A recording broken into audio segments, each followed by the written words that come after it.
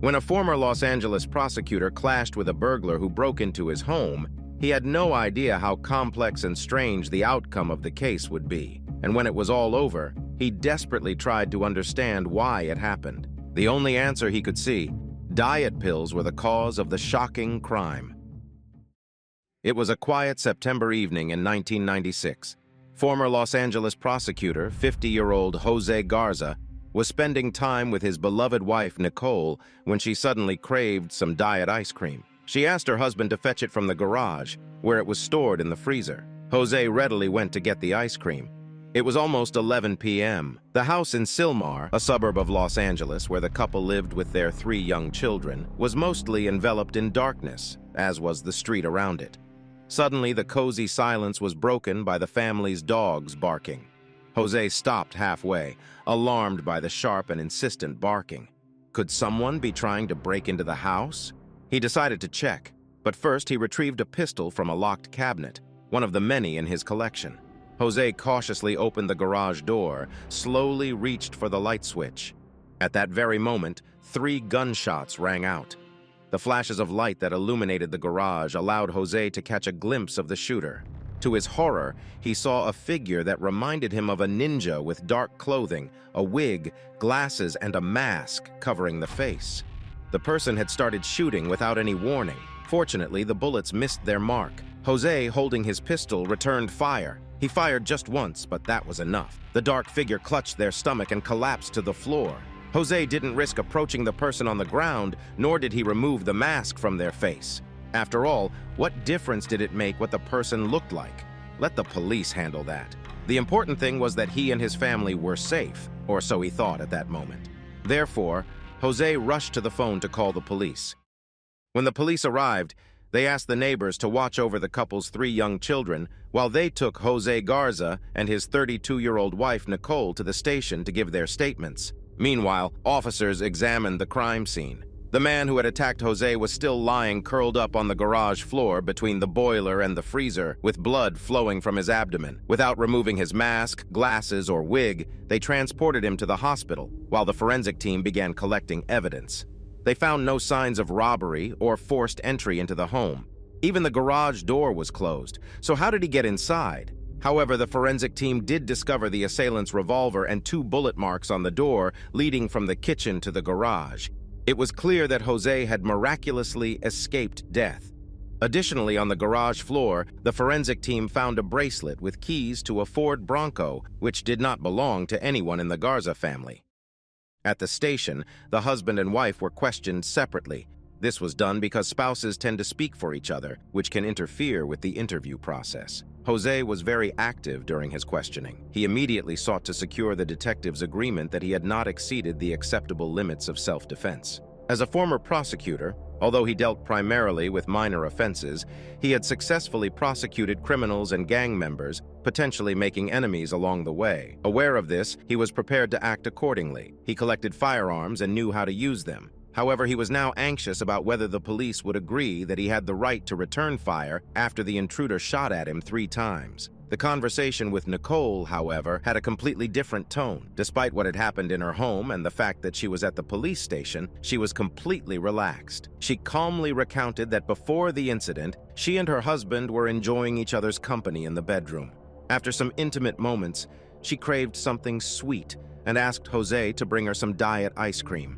It was stored in the garage, so Jose went to fetch it. Suddenly, she heard gunshots, and her husband rushed back to call the police. He then took their children, who were also frightened by the loud noises, to their room. While detectives were interviewing the couple, unexpected news arrived from the hospital. It turned out that the burglar who had shot at Jose 3 times was a woman. She had no identification on her, and her identity had not yet been established. But just the fact that the shooter was female immediately shifted the investigation in a new direction. The detectives suddenly had a lot of new questions. Could this have been one of Jose's 2 ex-wives? Or perhaps a lover? Jose confidently dismissed all these suggestions. Nicole also couldn't name any woman who would want her husband dead. At one point, a detective was asked to step out of the interrogation room for a moment. When he returned, his first question to Nicole was, Tell us about your relationship with your sister." This was an incredible twist because the armed ninja turned out to be Nicole's own sister, Lynette LaFontaine Trujillo.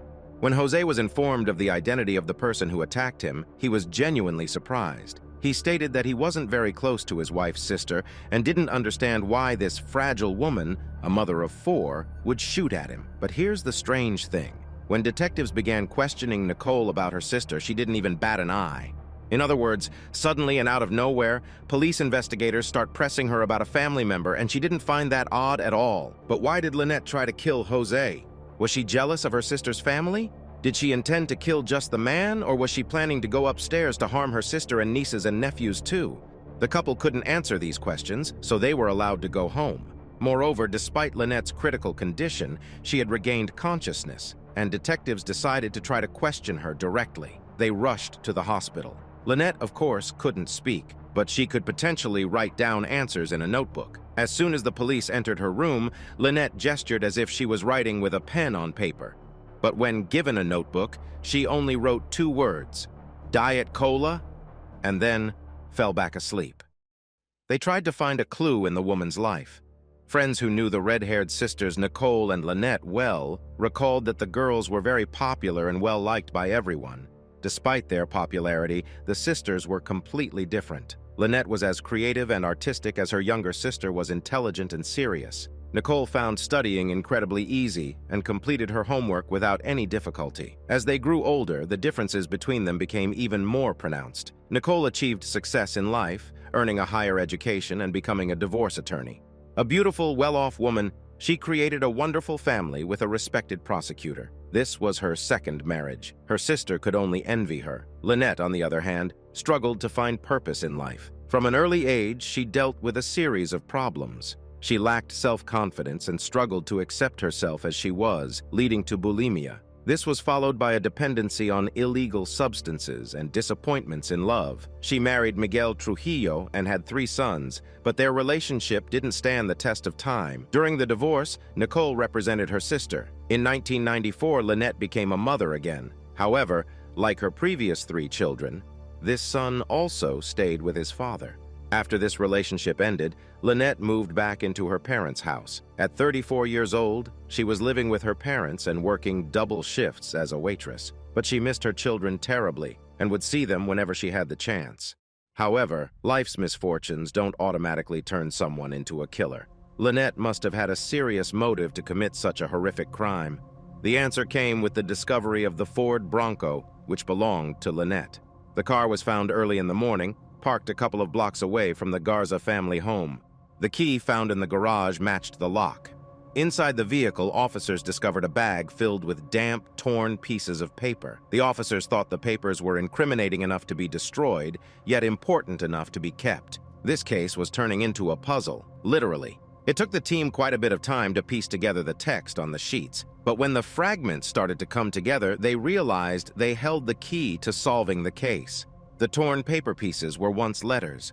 There was no signature or date, but as the fragments were reassembled, it became clear that these were letters sent to Lynette. The letters contained detailed instructions on how to kill Jose.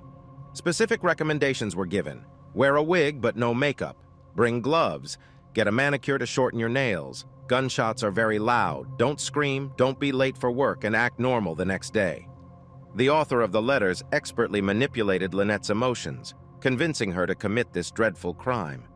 You're mentally strong enough to do this and forget about it. You're stronger than you think. A minute and a half of terror and your life will change completely. Thanks to these letters, it became clear that someone had convinced Lynette to commit the crime, and that someone was Nicole, as the letters also mentioned, Mom. Investigators were able to uncover that Nicole had long been complaining to her sister about her marriage. She convinced Lynette that Jose was abusive, that he humiliated her and mistreated her in intimate ways. Nicole insisted that everyone would be better off if he simply disappeared.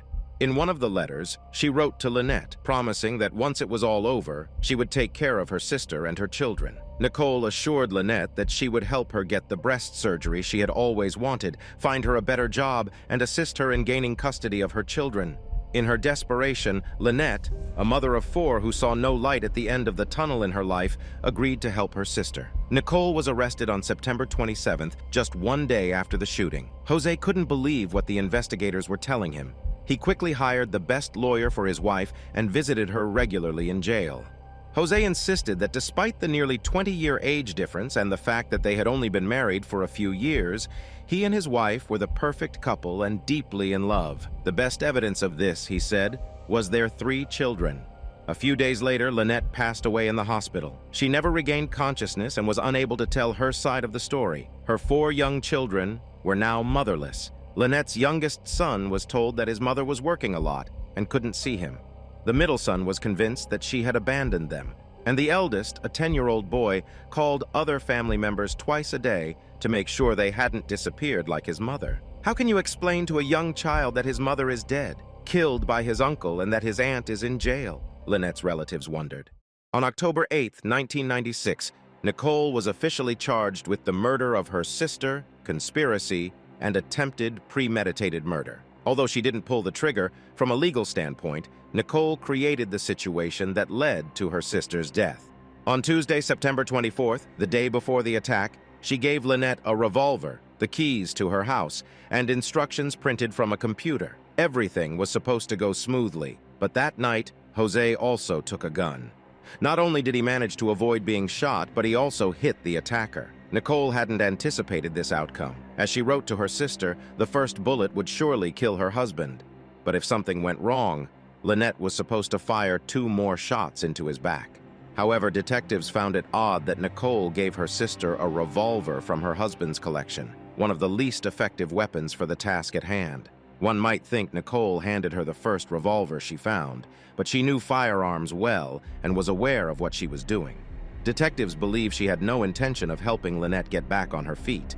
In fact, they think she never intended to leave her accomplice, even if it was her own sister alive. According to their theory, she wanted Jose and Lynette to shoot each other, and she would then finish off whoever survived. Without the letters, Nicole might have gotten away with everything, but those fragments of paper tightly connected her to the crime. Consequently, she pleaded guilty to involuntary manslaughter and attempted murder, thereby avoiding the most severe punishment for her crimes, life imprisonment without parole.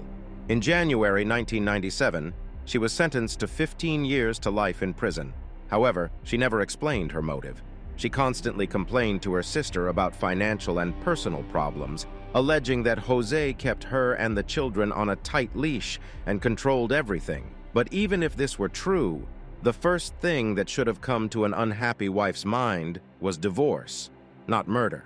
However, if her husband died, she would receive his insurance payout, pension as a former Los Angeles prosecutor, all the real estate, and all of Jose's savings. Naturally, she didn't want to get her hands dirty, so she convinced a family member to commit the murder for her. This is why even Nicole's relatives couldn't forgive her, because the murderer not only took away her sister's children's mother, but also her own. Due to one reckless decision, 7 children were left without their mothers. Nicole was released in 2012. She remarried and moved to Arizona with her husband. She lives an ordinary life as if nothing ever happened and has no contact with her now adult children.